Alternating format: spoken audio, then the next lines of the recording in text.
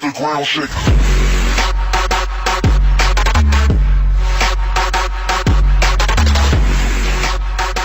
Și la un episod. Vreau să fac un anunț. De acum încolo o să postez numai duminica pentru că m-am gândit așa, ca să fac mereu vlog, o să postez numai duminica. Și în caz că nu postez într-o duminică, o să fac un challenge să mă revanșez. În caz că nu postez într-o duminică, o să fac un challenge și 2 vloguri. Da.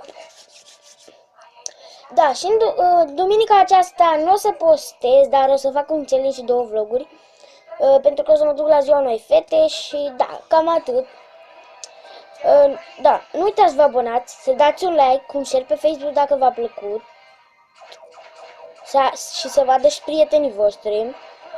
Și să vă abonați. Deci, și da, am 12 abonați. Deci este foarte tare, cam știu, nu sunt foarte mulți abonați. Mama, că ies vlog ca ăștia, dar eu sunt fericit că am 12 abonați. Pentru că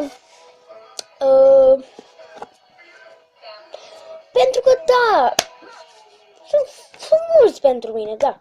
Și da, pa, pa!